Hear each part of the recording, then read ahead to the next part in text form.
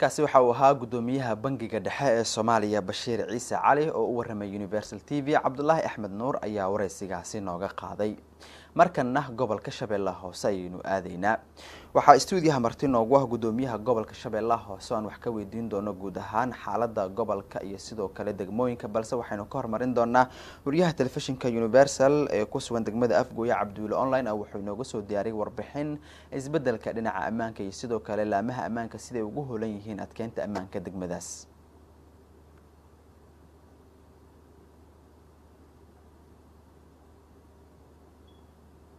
tan iyo wixii ka dambeeyay burburkii dowladda dhexe ee Soomaaliya, qof kasta oo Soomaaliyeed baahida weyn ee uu dareemayo ayaa inuu helo amni si uu u maareeyo habsami socodka noloshiisa. sidaas si la mid ah gobolka Shabeellaha Hoose oo marxaladda amniga la wadaago gobolada kale ee dalka intiisa kale ayaa hadda ka mid ah gobolada koonfurta Soomaaliya oo ka arrimiyo maamulka koonfur galbeed Soomaaliya. gobolka oo ka kooban 9 degmo iyo deegaano kale oo fara badan ayaa haddana degmada Afgooye ee gobolka Shabeellaha Hoose waxa ay ka mid tahay degmooyinka ugu faacaweyn gobolka Shabeellaha Hoose, waxaana bulshada ku nool ay iyaguna inta badan cabashooyin ka muujiyaan baayaha xaaladda ammaan ee degmada. waxaana dhawaantan waxqaradka degmada Afgooye oo kulan la yeeshay taliska saldhigga degmada Afgooye ay ka dalbadeen taliska inay u istaagaan ka shaqaynta iyo xasilinta ammaanka degmada. sidaas si la mid ahna ay iyagu dhankooda diyaar u yihiin in ay la shaqeeyaan ciidanka booliiska degmada Afgooye si la iskaga kaashado sugista ammaanka degmada. laakiin magaalada maya magaalada dadkeeda waa kala gidisanaantaasi ugu bixilaheen odayaasha mar walba inay fadhi yeeshtaan, isu yimaadiin, isu weydiiyaan, xumaanta aan iska dhaqna, magaaladan saan wax ugu qaban lahayn aan ka hadalna, aan la xisaabtanna wiilasha runtaa deel rabo xisaab la'aan ku soconnahay. وهاتي كنتي وحشو هجومه وهاتي كنتي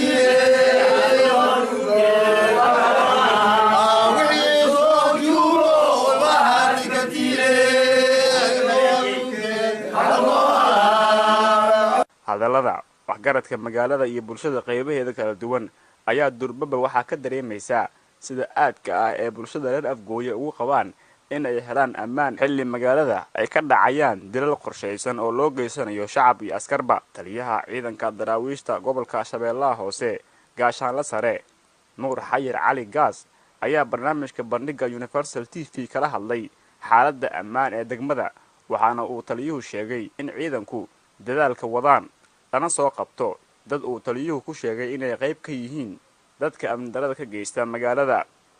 bismillah alxamdulilah wasalaatu wasalaamu calaa rasuulillah. ilaahay mahadtiis waaye. waxaa u sababa awalan horta ilaahay baa noo fududeeyey. midda labaad waa laga shaqeeyey inaysan wax dhibaato la aysan ka dhicin oo lagu guulaysto si kooxaha nabadiidka looga ilaaliyo dadka shacabka si aysan u dhibaateen oo aysan u hagardaamayn. sidaasaa sabab u ah. idinkana waa dareemi kartaan meeshii amnigeedu uu sugan yahay iyo meeshuu sugnayn. waa la iskugu imaan karaa meeshii amnigeedu sugan yahay waana isku arki karaa, laakiin meel ammaan darraa inaan cidna isku arkayn idin kaletiin waa dareemi kartaan. way jiraan dad la soo qabtay oo iyagoo dhagarqabayaashii u shaqaynaya oo ka tirsan oo dadkii dhibaato inay la daba joogaan ay tahay waa la soo qabtay. kuwa qaraxya wataa la qabtay, kuwa minooyinkii dhigayaa la qabtay, waana la gudbiyo dowladda loo gudbiyay sidii garsoorka taas xukumaaya wixii ay dhibaataaday u soo baxday haddii soo bixin in miinadii wata in dhibaato u soo baxaysa taas sheeko jireen. waxaas qabsiga hadda oo ka jira oo amniga ka jira ama ahaan ka jira maamulka ka jira lama arko. waxna kama jiraan. maamulku waa saxan yahay waana shaqadiisuuna wataa canshuurta dee maamulka ku shaqeeya annagu kuma shaqeyn, laakiin maamulka isqabsigiisa wax hadda is haystaan oo dhibaato ka taagan maan aragnay.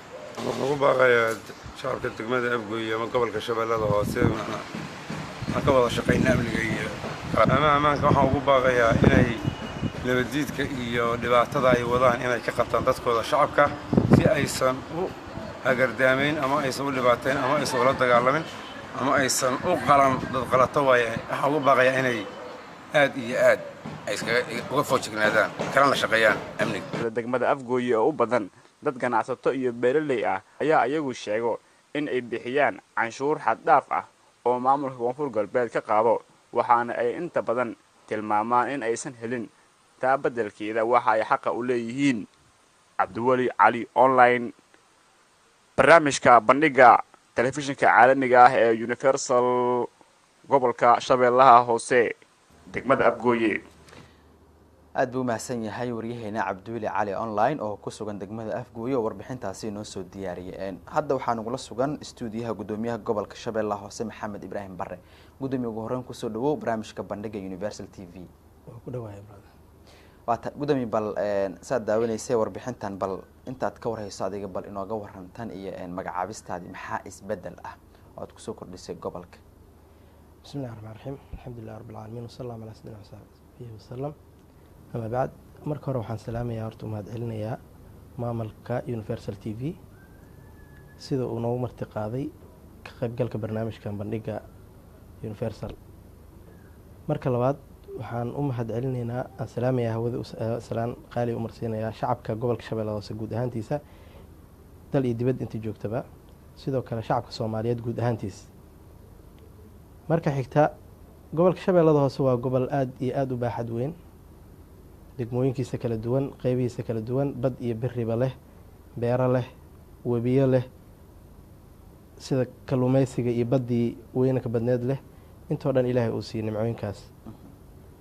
gobolka Shabeellaha Hoosena sidaa ogtihiin xaalado kala duwan ayaa ka jiraan, dhibaatooyin badan oo ummaddii mar walba kusoo laalaabato oo aanan dib u dhacna ku keentay ayaa jiraan, sida amni darro mararka qaarkood ka dhacda oo ha ahaadaan beela walaalaha oo isdagaalay, ha ahaadaan dadkii al-shabaabkii iyo maxaa lahaa nabaddiidkii oo aanan doonayn inay nabad ka dhalato meel walbo ka mid a geyiga Soomaaliyeed oo idil. sidoo kale mararka qaarna waxaa dhacaan dhanka isbaarooyin ay dadka ka cawdaan oo dad qowleysataa oo wadooyinka u galaan oo shacabkiina inay wax u geystaan laga yaabo, intaba way dhacdaa mararka qaarkood. balse waxaan rajeynaynaa inaan intaasoo dhan aan dabargoyn aan ku sameyno. sidaa ogtihiin qeybaha aan hayno marka hore oo gacanta dowladda ku jirto ayaan inaan ka bilaabna aan doonaynaa, oo sida isbaarooyinka meelaha ay ka jiraan inaan isbaarooyinkaas iyo barnaamijyadaas aan dhammayno annagoo la kaalmaysanayna shacabka gobolkii iyo dadkii deegaanka u dhashay, deegaankii deganaa, annagoo la kaalmaysanayna odayaal dhaqameedkoodii, dhallinyaradoodii, waxgaradkoodii, sidoo kalena isticmaalayna hay-adaha amniga qaybahooda kala duwan, booliskii, milatarigii, nabad sugidii, intaba annagoo kaalmaysanayna garabna ka helayna ayaan doonaynaa in aan baabi'ino, aysan dhicin meel ka mida buqcad yar ha ahaatabe oo ka mida gobolka Shabeellaha Hoose inaan shacab dhibaato loogu geysanin. marka xigta oon taas aan ka gudubno waxay noqonaysaa in gobolkii dadkii walaalaha ah isdagaalayay qabaa'iladii isku dagaali jiray ayadana aan u sameyno dib u heshiisiin dhaba, wayna socotay, horteenna way bilaabatay, haddana ayadaas inaan dhammaystirno oo meesha ugu dambeysa aan gaarsiino si aysan u dhicin dad walaalaha dambe dhiigooda inuu daato. hal dhibic oo ka mida dhiigga qof muslimkaa waxay ka qaalisan tahay adduunka oo idil ayay ka qaalisan tahay. marka taas ayaan doonaynaa ayadan inaan ka sameyno oo tilaabada labaad ay noqonaysaa. tan kalena markaas intaasi ee noo sugnaata amnigeeda deegaanadii gacanteena ku jirtay, kadib ayaan deegaanada kale usii gudbaynaa sidaan uga xoreyn lahayn dadka nabadiidka iyo dhibaatada shacab ku hayo. taas ayay noqonaysaa tilaabada xigta. waata magacaabistaadii kadib ma tagtay gobolkii, ma la kulantay qeybaha kala duwan ee bulshada halkaasi ku dhaqan, ma kala hadashay sida la isku kaashan karo lagu adkeyn karo ammaanka? aada iyo aad waa mahadsan tahay. waa qeybaha markii la magacaabo kadib waan tagnay gobolkii oo degmada Afgooye ayaa booqashadeena ugu horreysay ama tagitaankeena ugu horreysay ay noqotay, taas oo aan kula kulannay shacabka qeybihiisa kala duwan, oday dhaqameedyadii ha ahaadaan dhankii haweenkii, ururadii bulshada qeybahoodii kala duwanaa, intaba waan la kulannay annagoo kala hadalnay sidii ay u xajisan lahaayeen nabadda inta yartaa ay haystaan, aan usii adkeyn lahayn amniga qeybihiisa kala duwan ee naga dhiman maanta sidaan u wada dhammaystiri lahayn. maxaa yeelay dadka dhibaatada geysanaya waa shacab ayagii ka mida, waa wiilashoodii, waa dhallinyaradii guryahoodii ka soo kacay, waa qeybo ayaga ka mida, bulshadii ka mida.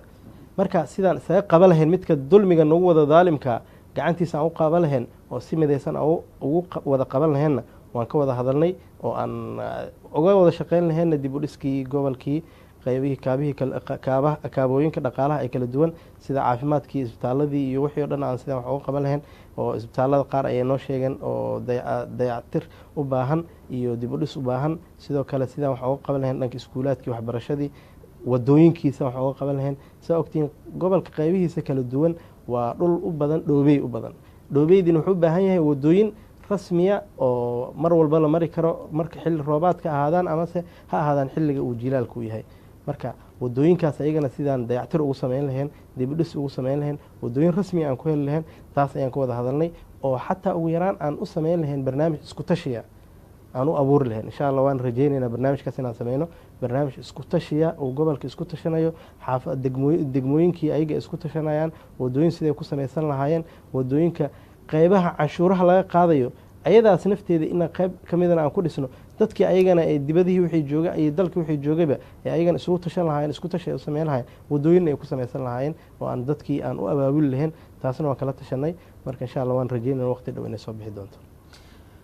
gobolka shabeellaha hoose inta badan meelaha qaar waxaa ka dhaca dagaalo u dhexeeya dadka walaalaha halkaasi wada dega muddo badan waa uu soo noqnoqday waa laga shiray kulamo kala duwan waa laga yeeshay.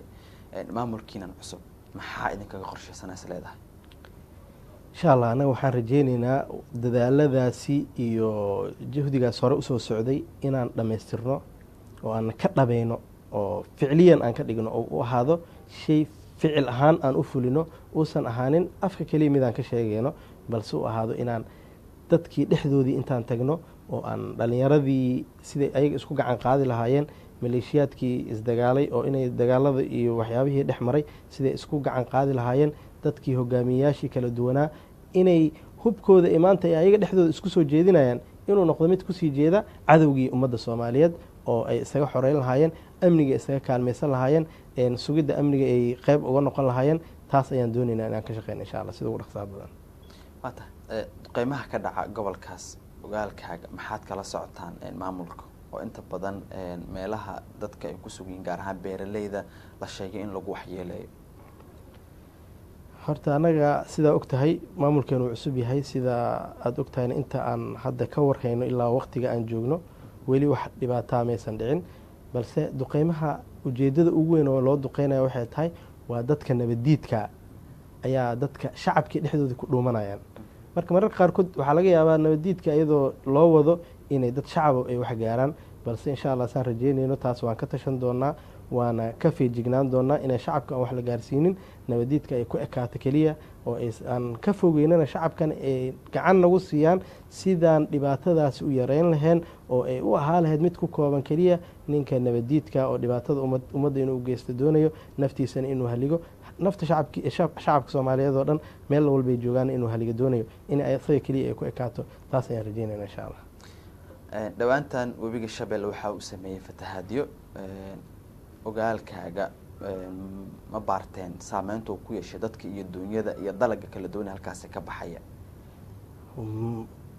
fatahaadaasi webiga shabeelle sidaa ogtihiin gobolada uu maro oo dhan fatahaad ayuu ku sameeyey sida hiiraan shabeellada dhexe shabeellada hoose intaba gobolka shabeellada hoose webigaasi shabeelle oo uu ku sameeyey fatahaadaasina waxay ku yeelatay saameyn weyn oo shacabkii dadkii ha ahaado beerihii ha ahaadaan xoolihii ha ahaadaan oo xataa waxaa laga yaabaa inay caafimaad ahaan ay saameyn ugu yeesheen. maxaa yeelay bulaacadihii magaalooyinka meelaha ahaa tuulooyinka ahaa bulaacadihii ayaa soo baxeen oo banaankii ayay usoo baxeen oo biyihii wasaqdii gudaha ku jirto o dhan ayaa banaanka usoo baxay cudurro ayaa meelahaas ka dhashay waxyaabo kala duwan beerihii dadkii dalagii ay beerteen ayaa waxay noqdeen kuwo ayagoo dhan wada basbeelay oo baaba-ay. marka dhibaatadaasi waxaan la qabnaa sida goboladaasi kale labadaas gobol oo kale webiga shabeelle uu maro ayaan dhibkaas aan la qabnaa waana ku sameynay tirakoob ahaanna way jiraan aan sameynay haddana weli way socotaa. shacabkaasina waxaan rajeyneynaa insha allah inaan marka hore aan sameyno barnaamij ku talagal hore ah oo aanan mar allaale markay dhibaatada dhacdo keliya aanan ka taxadirin inta aysan dhibaatada dhicin ay fatahaada aysan dhicin aan ahaana midaan usii diyaargarownay oo webiga meelaha aan is leenahay dhibaato ayuu ka keeni doonaa ama webi ayaa kasoo fatihi doona inaan sii xirno intaysan dhibaatada aysan dhicin oo ka hortag waa taas ka hortagaas inaan sameyno. dadka hadda dhibaatada ay haysana qaar ka mida wax waa loo qabtay. hadda raashin ayaa waxaa la gaarsiiyey ilaa iyo Galweyn iyo Buulmareer raashin inta laga qaaday ayaan gaarsiinay. sidoo kale waxaan rajaynaynaa deegaanadaas kale ay dhibaatada ka dhacday inaan wax gaarsiino oo aan gargaarkii aan gaarsiino sida ugu dhaqsaha badan insha Allah. dadka ku dhaqan gobolka gaar ahaan degmooyinka waaweyn waxaa laga qaadaa canshuur. canshuurtaasi dib ma ugu soo noqotaa dadka wax ma loogu qabtaa? canshuuraha horta sidaa ogtiin waxa ugu horeeya wax loogu qabanayo shacabka ayaga waay. ha ahaado dhanka amniga mid wax looga qabanayo oo dadkii amniga sugayey oo ayaga 24 saac usoo jeeday siday u difaaci lahaayeen naftooda u huraya. naf maanta wax ka qaalisan malaha. qof naftiisa ku huray marka ugu horeysa inaad wax asagii beelkiisii yaraa iyo shaahiisii yaraa maanta adiga haddaad soo xamaalinaysid ninkan amnigaaga sugayana inaad wixii lagu beeli lahaayo wuxuu qaadan lahaayo khidmadii yareed uu qaadan lahaa asaga uu qoyskiisa ku beeli lahaa caruurtiisa uu ku beeli lahaa. taas inaan marka ugu horeysa aan ku bixino ayaa horta ugu horeysa lagu bixiyaa. tan labaadna qoonda ka mida waxaan rajaynaynaa inaan degmooyinkaasi iyo magaalooyinkaasi inaan ayaga ku celino oo dhismaha wadooyinka ahaadaan, dhismaha isbitaaladii ha ahaadaan, goobihii waxbarashada dayactirkooda ha ahaadaan. intaasoo dhan inaan ku bixin ayaan doonaynaa oo shacabkii aan dib ugu celino ayaan doonaynaa insha Allah. waana jadwal noo degan oo qayb ka mida inay noqoto qayb ku noqotay shacabka gudihiisii aan ku celinay. ugu dambeyn marka maxaa ku talinaysaa? waxaan ku talin lahaa shacabka gobolka Shabeellada Hoose iyo guud ahaan shacabka Soomaaliyeed oo dhan dal iyo dibad meeshay joogaan inay isku tashtaan oo ay ku tashtaan sidii u horumarin lahaayeen, ay ku sugi lahaayeen amnigooda, ayna u horumarin lahaayeen bilicda iyo quruxda dalkooda iyo deegaanadooda ay u dhisi lahaayeen, oona ay maalgashi ugu samaysan lahaayeen deegaanadooda. oo maxaa yeelay maanta gobolkan Shabeellada Hoose waa gobol baaxad weyn, kheyraad tiro badan oo dabiici Ilaahay uu siiyey.